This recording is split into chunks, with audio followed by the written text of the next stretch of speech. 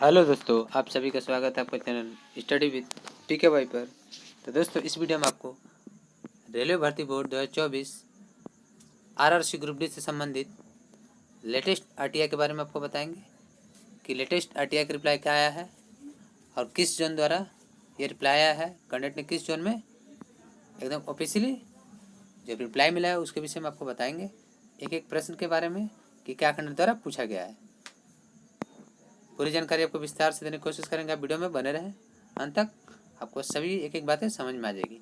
इसके बाद आपको भी क्या करना है, आपको भी आरटीआई लगाना चाहिए कि नहीं लगाना चाहिए, आप इस आरटीआई के माध्यम से खुद समझ सकते हैं अगर आपकी जोन में कुछ अपडेट नहीं मिल रहा तो। ठीक है, तो चलिए आपको दिखाते हैं जो लेटेस्ट आरटीआई रिप्लाई है वो क्या है।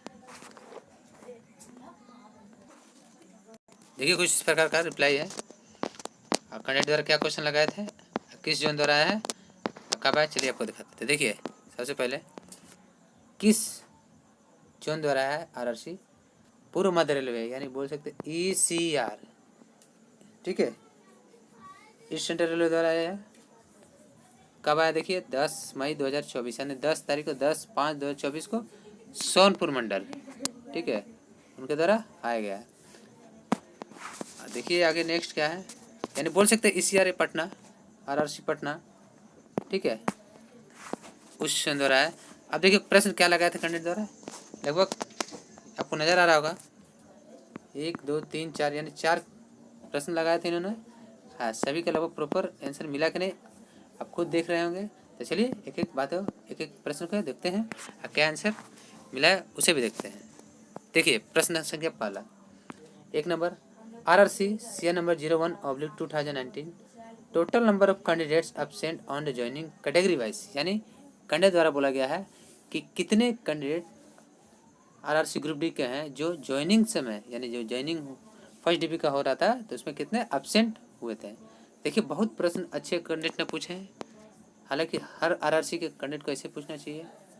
अब आरआरसी के ऊपर डिपेंड है आंसर देती है कि नहीं देती है, उनके पास डाटा अवेलेबल होता है कि नहीं होता है। ठीक है, तो इस जोन द्वारा देखिए क्या मिला आंसर, प्रेरित सूचना आरआरसी सीएन नंबर 01/2019 के तहत सोनपुर मंडल को प्राप्त यानी सोनपुर डिवीजन को प्राप्त अभ्यर्थियों के पैनल में अभी तक ईडब्ल्यूएस के 5, ओबीसी के 16, एससी के 4 एंड एसटी समुदाय के 1 अभ्यर्थी योगदान हेतु रिपोर्ट नहीं किए हैं। यानी बोल सकते हैं इसमें ईडब्ल्यूएस का 5, ओबीसी का 16, एससी के 4, एसटी का 1, यानी यहाँ बोल सकते हैं यूआर का कैंडिडेट के बारे में नहीं बोला है, यानी यूआर ने एब्सेंट नहीं हुआ है। ठीक है, देख लीजिए आप लोग, ये सोनपुर मंडल का है कि ज्वाइनिंग टाइम ही इतने कैंडिडेट एब्सेंट है। इसमें देखिए खास बात, बहुत से कैंडिडेट बोलते हैं कि यूआर का ही ज़्यादा एब्सेंट होता है, लेकिन आप लोग खुद यहाँ देख लीजिए ओबीसी का मैक्सिमम एब्सेंट है। आप सोच सकते हैं यहाँ यूआर का एक भी नहीं है, यहाँ से ओबीसी के कैंडिडेट का किस्मत समझ लीजिए खुलने वाला है। ठीक है, चाहे सेकंड डिवीजन आने के बाद खुल चुका होगा, थर्ड डिवीजन आने के बाद खुल चुका होगा, जो भी है। तो ये सोनपुर मंडल डिवीजन से था। नेक्स्ट देखिए, total number of candidates resign category wise. देखिए पहले इन्होंने एब्सेंट के बारे में पूछा था, दूसरी है रिजाइन के बारे में पूछा है। ठीक है, यानी कैंडिडेट जो ज्वाइन करके कुछ महीनों बाद कुछ दिनों बाद रिजाइन कर लेते हैं कि कहीं उनका अलग सिलेक्शन हो जाता है तो ये जॉब छोड़ देते हैं। तो देखिए इसका आंसर क्या मिला है, आरआरसी सीए नंबर 01/2019 के तहत सोनपुर मंडल में योगदान किए गए अभ्यर्थियों में कुल 25, देख लीजिए 25 अभ्यर्थियों ने योगदान के पश्चात रिजाइन किया, यानी ज्वाइनिंग करने के बाद कुछ समय के बाद ड्यूटी करने के बाद इन्होंने रिजाइन कर दिया। अब कैटेगरी वाइज यहाँ तो नहीं मेंशन है, ठीक है, यहाँ तो नहीं पूछा गया कैंडिडेट द्वारा, टोटल ये बता है हो सके तो इसमें से 20 ओबीसी भी हो सकते, 20 जनरल भी हो सकते हैं, चाहे 15 कुछ भी रेशियो हो सकता है, 10 5 2 भी, ये क्लियर नहीं है, खाली 25 ये रिजाइन किए। थर्ड नंबर देखिए, टोटल नंबर ऑफ ईडब्ल्यूएस, ठीक है, total number of EWS non PW candidates absent on joining. यहाँ ध्यान दीजिएगा कैंडिडेट द्वारा पूछा गया कि जितने भी ईडब्ल्यूएस कैंडिडेट हैं वे नॉन पीडब्ल्यू यानी normal candidate, normal EWS candidate, यानी जो ईडब्ल्यूएस कैंडिडेट हैं वो पीडब्ल्यूबीडी में नहीं आते हैं, तो उनके लिए बोला जाएगा कि एब्सेंट कितना हुआ ज्वाइनिंग में। तो देखिए आरआरसी सीए नंबर 01/2019 के तहत सोनपुर मंडल को प्राप्त अभ्यर्थियों के पैनल में अभी तक ईडब्ल्यूएस समुदाय के 5 ओनली 5 कैंडिडेट, केवल 5 कैंडिडेटों ने रिपोर्ट नहीं किया है, ठीक है। तो थर्ड नंबर का भी प्रॉपर आंसर मिल चुका प्रश्न का। लास्ट नंबर देखिए 4 number, total number of EWS non PW candidate resign. यहाँ पर देखिए प्रश्न कैंडिडेट द्वारा पूछा गया था कि कितने एब्सेंट हुए और कितने रिजाइन हुए थे। देखिए RRC CN नंबर 01/2019 के तहत सोनपुर मंडल को प्राप्त अभ्यर्थियों के पैनल में कोई भी EWS non PW candidate resign नहीं किए हैं, यानी कोई भी कैंडिडेट EWS के यहाँ रिजाइन नहीं किए हैं जो नॉर्मल PW कैंडिडेट है। यहाँ पर देखिए 5 कैंडिडेट का जो है अब्सेंटी है, ठीक है।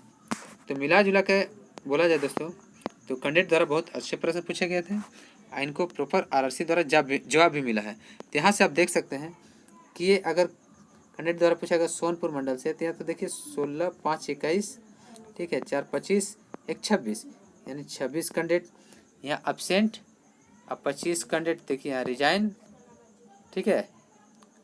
और देखिए यहाँ EWS कैंडिडेट का जो यही लगता है दोस्तों ये रिपीट है, ठीक है।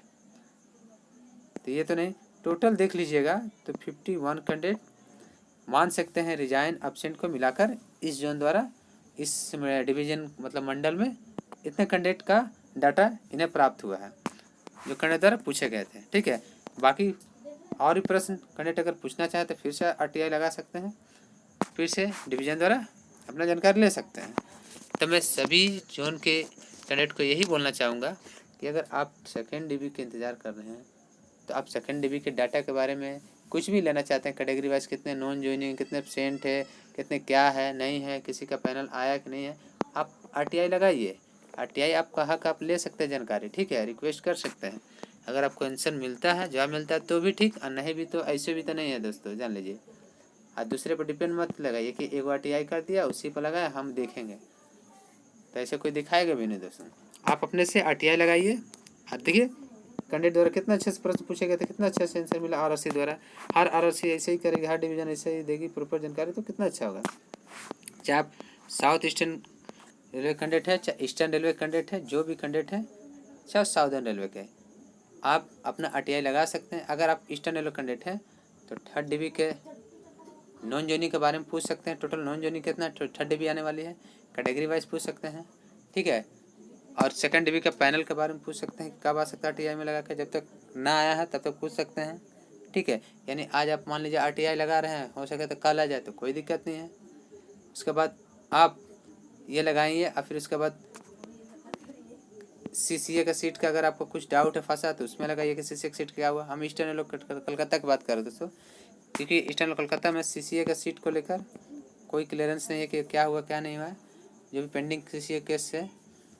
और इसी पर थर्ड DB का कितना नॉन जोइनिंग आएगा ये भी डाटा अभी किसी को प्रॉपर एग्जैक्ट नहीं पता है, और सेकंड DB में पैनल कितने का आएगा ये भी नहीं पता है।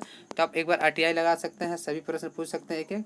हाँ, अगर आपको पैनल के बारे में भी नहीं पता है सेकंड DB का, तो आप अपने registration number, email, mobile number, name same जो RRC के एप्लीकेशन में दिए थे फॉर्म भरने टाइम, उसी से आप ईमेल लगाइए, मैंने RTI लगाइए, ईमेल डालकर देखिएगा आपको रिप्लाई मिल जाएगा डिवीज़न का, ठीक है। अगर आपको डिवीज़न का जानकारी लेना है तो RTI लगाइए, देखिए प्रॉपर जानकारी मिल जाएगा। अगर नहीं आता आपको तो यूट्यूब पर वीडियो दोस्तों आप देख सकते हैं कैसे RTI लगाया जाता है। तो बस दोस्तों आपको यही जानकारी देना था कि आप उम्मीद ना छोड़ें, आपका भी RRC से RTI का रिप्लाई आएगा अगर आपने लगाया है। और दोस्तों मैं बता दूं, मैंने ईस्टर्न रेलवे कोलकाता में RTI लगाया है, देखिए कब जो रिप्लाई मिलता है, क्या क्या प्रश्न लगाया मैंने, वो मैं आपको रिप्लाई आने के बाद बता दूंगा, अगर रिप्लाई आता है अच्छी तरीके से तो ठीक है। तो चलिए इसको मिलते हैं नेक्स्ट वीडियो में। अगर वीडियो आपको अच्छा लगा तो प्लीज़ लाइक कीजिएगा, जानकारी अच्छी लगी तो प्लीज़ चैनल को सब्सक्राइब कीजिएगा। ऐसे लेटेस्ट इम्पोर्टेंट इन्फॉर्मेशन प्राप्त करने के लिए रेलवे से संबंधित और ज़्यादा से ज़्यादा वीडियो को दोस्तों शेयर कीजिए। तो चलिए इससे मिलते हैं नेक्स्ट वीडियो में कुछ नया इन्फॉर्मेशन के साथ। Thank you for watching.